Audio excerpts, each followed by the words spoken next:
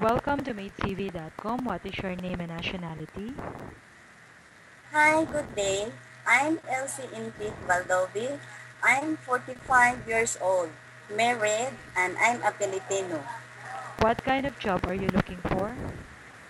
I'm looking for as a domestic helper and nanny job, ma'am. In which cities and countries are you willing to work? Dubai, Abu I'm will Dhabi? Mhm. I'm willing to work, ma'am, in Dubai. Only in Dubai? Yes, ma'am. Tell me something about your last job. What was your last job?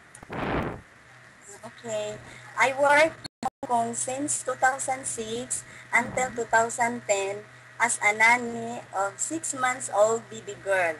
And I do household chores too. Okay. So you're only looking after one child? Yes, ma'am. Okay. What are your salary expectations? 2,000 dirhams, ma'am. Do you have children? Yes, ma'am. I have 4 children. Okay. As a nanny, which activities do you perform with kids? Um, I teach the kids, I Mm-hmm. teach the kids reading books, teach the child Okay. counting the numbers, Mm-hmm. and I will sing alphabet rhymes. Okay.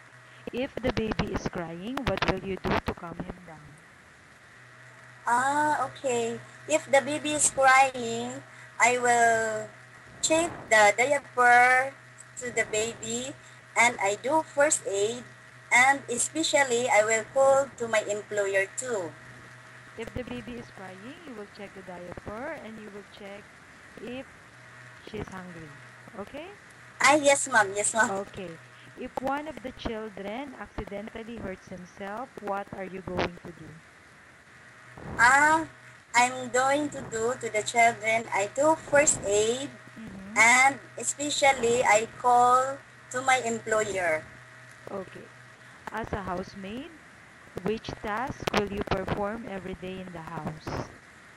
Okay, I'm cleaning the house. Mm-hmm. Then I wash the clothes, Okay. ironing the clothes, Mm-hmm. and prepare the food for cooking, ma'am. Okay. So, you said a while you can cook. What kind of foods you can prepare? Okay, okay. I prepared for cook like sweet and sour fish and meat, Mm-hmm. chop suey, menudo, adobo, Mostly Filipino uh, s- foods. yes, ma'am. And Okay. steam meat with egg and vegetables with oyster sauce. Okay. So, how long do you plan staying in this job? Uh, at least 2 years, but I want an yearly ticket, ma'am. Okay. Are you in good health? Yes, ma'am, I'm healthy. Are you comfortable with animals such as cats and dogs, for instance? Yes, ma'am. Why should you be hired? What qualities do you have that makes you different from the other applicants? Okay. I'm honest, Uh-huh. hardworking, Okay. understanding. Okay. That's all, ma'am. And thank you so much. What are your hobbies? My hobbies is reading books, teach the children and teach the child and counting the numbers, and I will sing also the alphabet rhymes. Which time is more suitable to call you? Anytime, ma'am. Anytime. Thank you very much for your Yes. time, Elsie. Please keep your mobile phone on with you as families will contact you. Thank you from MaidTV.com.